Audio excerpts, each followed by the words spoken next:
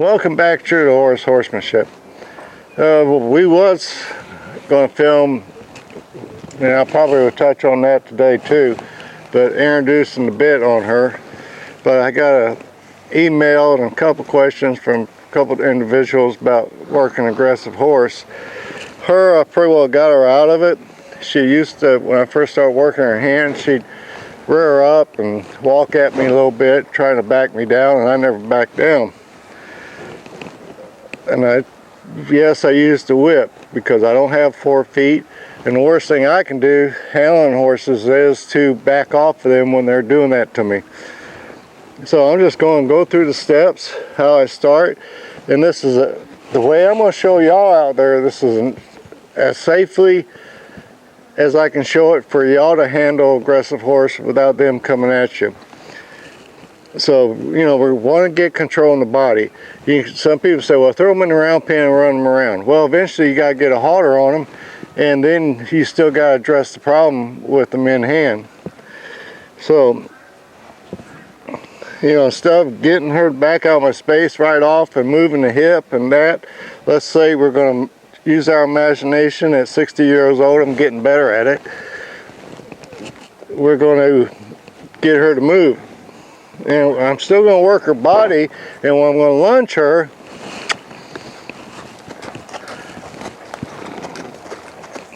I'm going to lunge her, but I'm not lunging her to tire her out. I'm lunging her to get some respect from her. And for aggressive horses, now I got plenty of time to react. And at some point, I'm going to pick up that line, put that whip to the hip, move that hip, move that hip. See, this horse is far enough away from me now, I don't have to worry about her coming to get me. And let's say she would do like she did, and move that hip.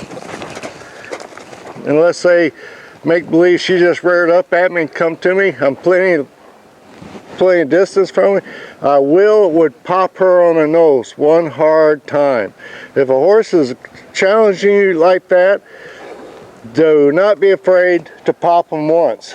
Don't sit here and beat the heck out of the horse because you're not accomplishing nothing. But what you want to do is break that cycle, break that mind up, get them thinking about something else.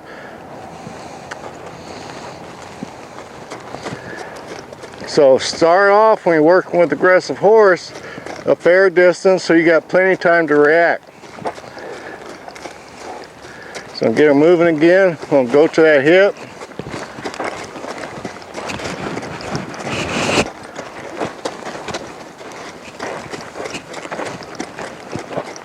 As long as that hip's going away from me and I teach her to move that hip, I never have to worry about her kicking at me.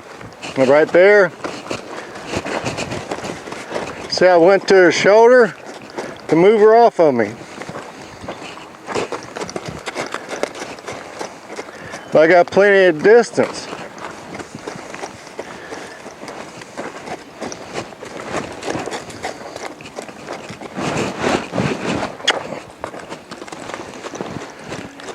And go to that hip just like I did on that side.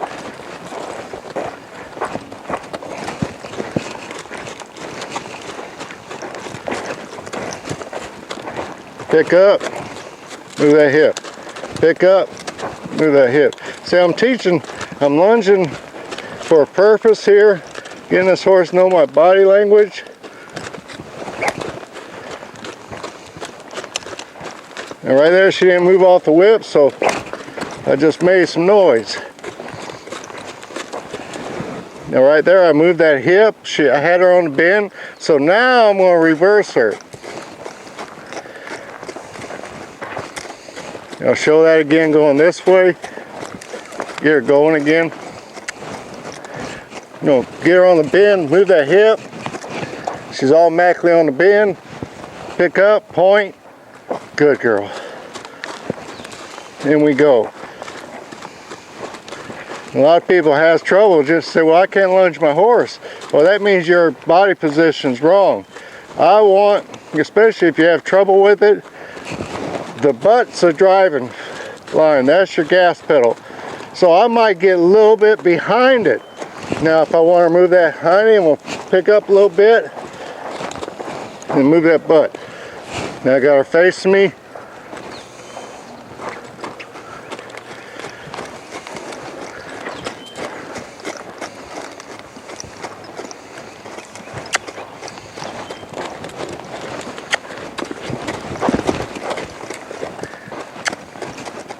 Now if you notice, when she just did that little feel-good buck, actually I was attitude. I did not react to it. I didn't discipline her.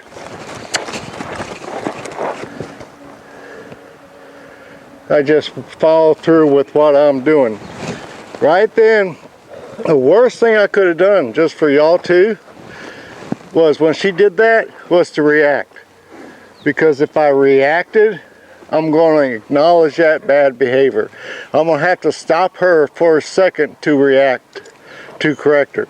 So if I stop her for just a second to correct her, she just won. Because her feet got to stop and she got control. Now she was getting real nasty about it. I just would have went to that hip, start moving that hip, move that hip, move that hip. I'm going to push her a little bit. Move that hip, because that hip's the power. Now when you work an aggressive horse, that's why I like my buggy whips. There should not be no closer. I should never be able to touch them with this whip. Because like I said, all of us got about reaction time. Because on aggressive horses, the worst thing you want to do is to back off of them. She did a lot of mock charges on me. Right there, just flip my whip a little bit, tell her back out of my space. I don't like doing this. Head comes up and everything. I'd rather just do this.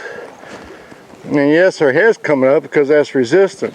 But she's not reacting to this. And plus, I got a better gauge. If I do this and her head comes up, her head's going to keep coming up. So when she relaxes, her head's going to keep coming up. So I like using my whip because, you know, yeah, her head's coming up because she's defying me. But when she starts doing it, right there, ran out of room. But there's a couple times her head will start coming down. It's easier for me to gauge.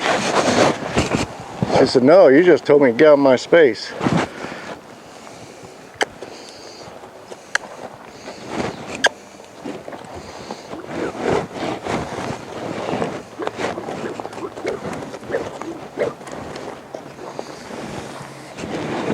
Now on the back up part, it depends on the horse. A lot of times I'll use the lunge whip. Because some horses, that's when they're going to challenge you, is when you're asking them back out of your space. So I'm always going to be to the side of them a little bit.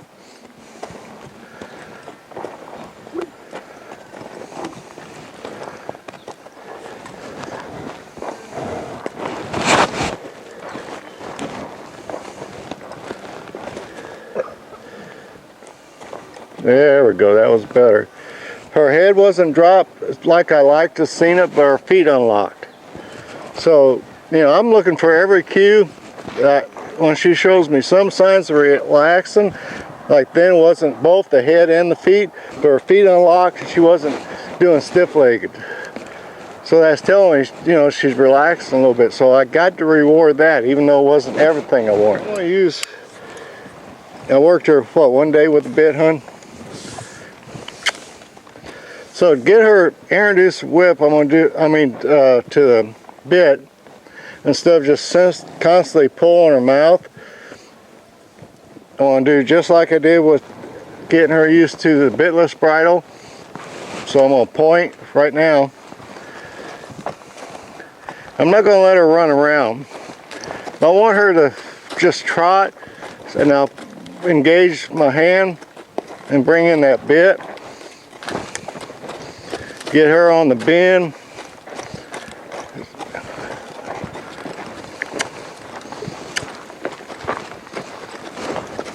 Watch up.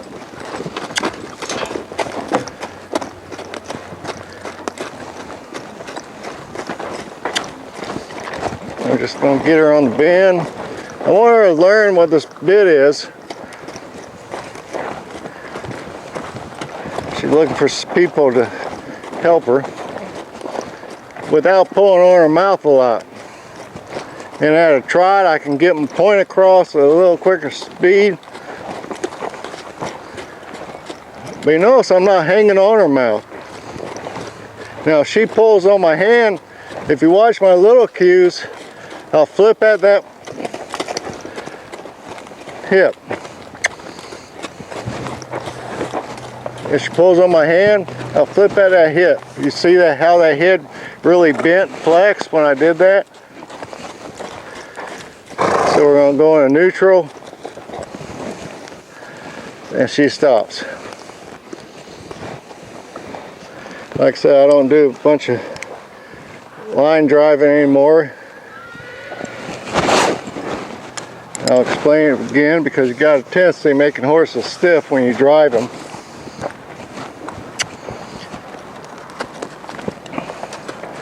So we'll do the same thing here.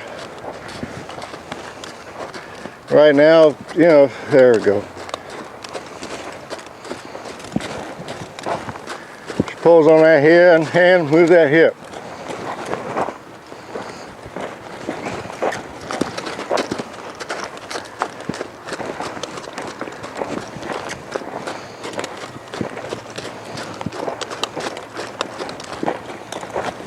She's really going to have a soft mouth on her. And whenever I introduce a new piece of equipment to her, I know it's going to be going to look like the horse goes backwards a little bit. That's a gimme, especially a little 2-year-old. So just like I did before, like I said, some things, next few times you see this filly, it's just going to be a repeat. I might have a new piece of equipment on her or something. Because about that foundation, I want to get her to the point where the young lady can get on this horse after a sit for 6 months and just go for a ride. So just like I did with the DL bitless bridle, I'm just going to put it around her hip and bend her. Now, the reason I've already got her in the bit is because she was responding real good to the bitless bridle. And some people say, well, why don't you just keep her in a bitless bridle? I got to look out for that young lady's safety. And my rule of thumb is, whenever I'm on a trail, I'm going to go up 1 bit.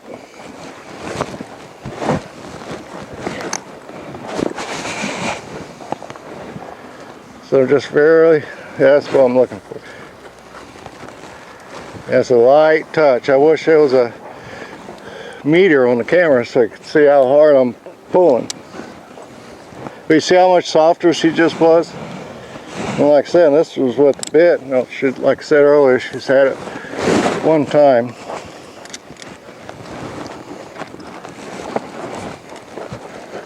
All right, there she's pulling on it, so I stopped, let her hit that wall.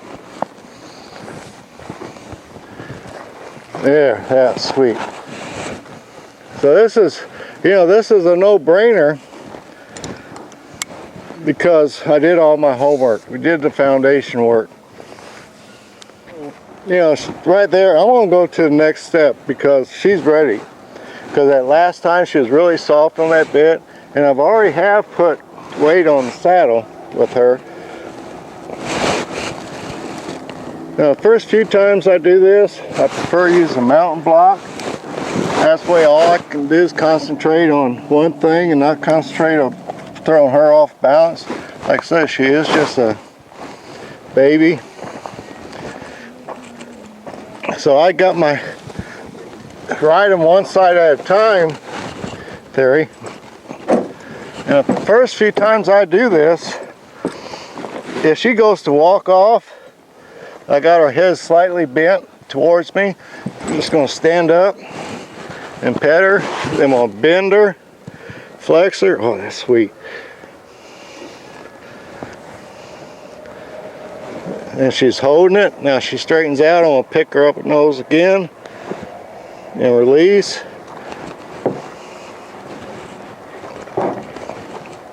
I'm not going to step down right now. I want her to feel my weight. Now, I want her to walk off. Good girl.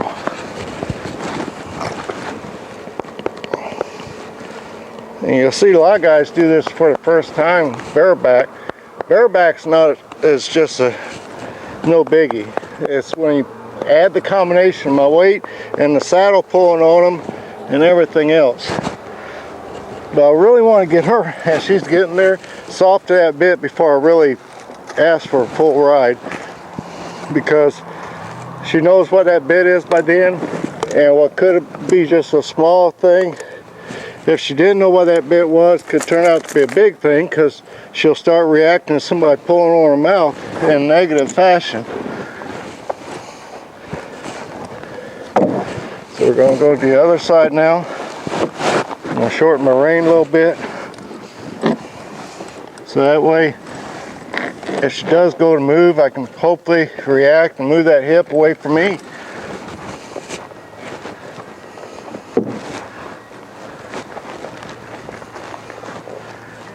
Just pick up that nose. Now, I saw a picture of this of a gal barrel trying to teach her horse to barrel race. Her position when she was direct rating them was completely wrong. She's going to teach that horse to drop that shoulder and pull away from the barrel. So even on that, even though I'm not riding this horse, the theory is still the same. If you watch me, I'm going to flex right here. This is my pulling point. In other words, this is my belly button, this saddle horn. Because if you pull out like this, you know, she can walk straight all day long. Maybe she'll do it for me. But if I pull her here, I'm going to get in the way of that shoulder. This pulling out like here and down, you're not getting in the way of that shoulder. And just bet on her a lot.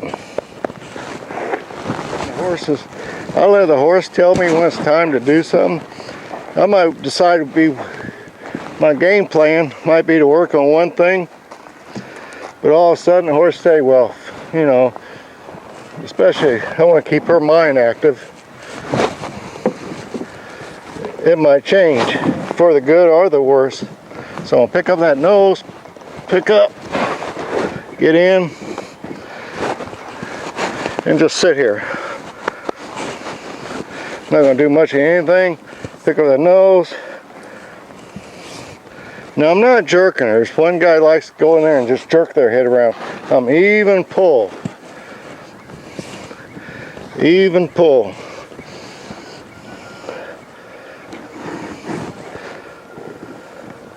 So that way, if I'm just even pull right there, that was sweet. If I just touch that bit and she starts coming to my hands, then I quit pulling and just let her come around. But if I jerk, she won't get that sensation of pressure and release. It's all pressure and release. There. So we'll just do this.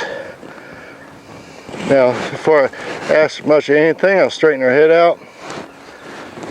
Right there, she fought me. I'll bend her, step down, and we're off. Good girl. Now you notice she's trying to rub on me. I'm not paying any mind. Some of them small bad behaviors like that, if you acknowledge it, it'll make them worse. And right there, she's pulling my hand. I just stayed steady. I didn't pull any farther. Right where she started pulling my hand, I just put some pressure on it and held that pressure. I didn't try to pull her around, just held that pressure. So when she gave to it, it's all good. There's good. Good girl. Now I am going a little faster right now because she's getting softer. That's why I'm able to. But my pull is still the same. Right there, she's pulling my hands. I hold that steady. She comes around, pull, pull, bam. Pull. She wants to walk around. Right now, she wants to walk around from here to Timbuktu. I don't care. This is all we're going to concentrate on. There.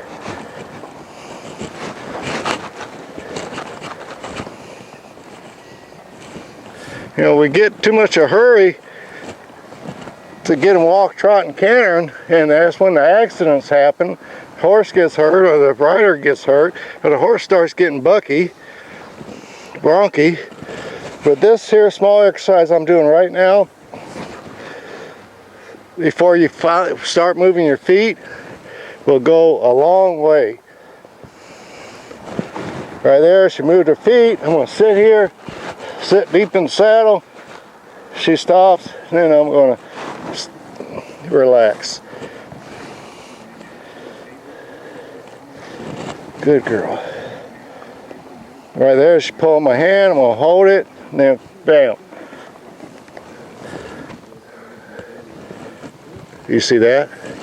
The camera didn't pick that up, but all I did that time was just ran my fingers down there, touched that mouth, and she came around. She's a little stiffer on this side. So we're going to hold it, hold it, hold it, hold it, hold it, and she comes around and we...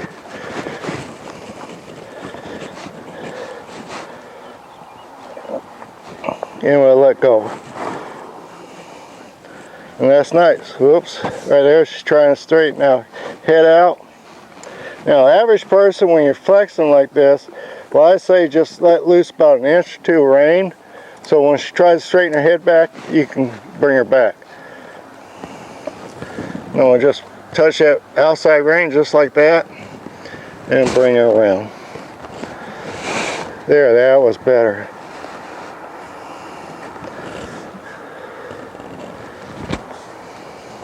I just run my fingers down, extend my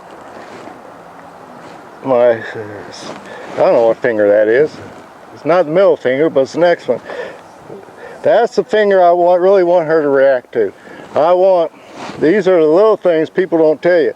When I'm flexing a horse, I'm going to run my hand. Hon, can you zoom on my fingers? I'm going to run my hand down. I'm going to take my... Ring finger. Yeah, there you go. The ring finger. And that's where I'm going to start playing with my rein there. And when I touch it, if she gets to it, I don't close my hand. In other words, I'll just do that. Get her going again.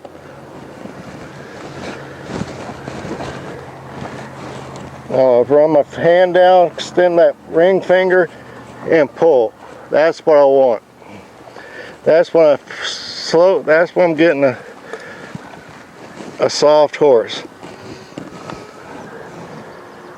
I'm just going to use that ring finger just like that.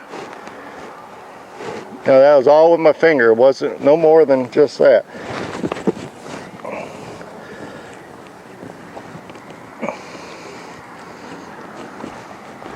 Now right there, see how if you try getting in a hurry on that first ride, I grabbed her mouth and she's trying to walk through it. So, you know, why get her move? Let's develop that. Next few, because from now on I'll be getting on her. So what I'll keep developing this mouth. I'll get her where she's giving on the vertical. When she gets on that vertical with her, because every horse is a little different, we're going to be up and down this thing just like periods of, you know. Sometimes slow, you get farther ahead quicker. If you try to get too much in a hurry, just trying to bronc these horses out, you'll all be there. You know, I've seen that at rescue. One particular horse, these idiots try to cowboy this horse, and it was a disaster. So, but if you get them used to the bit and everything before you really ask her feet moving, everything's going to be a lot smoother. She's a lot more relaxed. I don't have to worry about her thinking about the saddle, the girth, the bit, and everything at the same time, and her feel like she can't go anywhere. And so that way I don't have to worry, because a young horse for that first couple rides, if you shut that wall hard enough where they feel like they can't go anywhere, they're going to go somewhere, and it's not going to be pretty because it's not the position you want to go. Like right there, she tried to push that nose down, and I just stopped her. Now what I'm going to do with her, I get on one position and get off the other side. So eventually I can get off and on every side. So that's where she's at. Next step, the time y'all see her, I'll probably get her feet moving. And I know there's a big thing I forgot. Round pin. Dang, last 2 horses I done without the round pin. And one was an Andalusian filly. But pick and choose. They will be horses come in that I will be in the round pen with. And there's some horses I won't, like her. She probably will never see it. So, you know, but the majority of horses, they're not really whacked out. If you take your time and everything, you can start them in an arena or out in the open. And my thoughts on that, I'm sorry going back. It's funny how old things come back. If I get her used to doing things out in the open like this, they're going to be so much farther down the road instead of me working all this time in a round pen, then move to the arena, and then move to the outside. We already moved to the arena. So that's just my thoughts on it. But main things, be safe, pick your horses, know what you're doing. And if you can't decide round pen or arena, that means hire somebody. I mean, that's pretty much it. So with that said, I think that's it. So remember, everything we got is on truetohorse.org. And remember, be true to horse, they'll be true to you. I tried to come up with something smart to say, but I couldn't. And to my kids, grandkids, and special person out there, watch Tele. God bless and take care.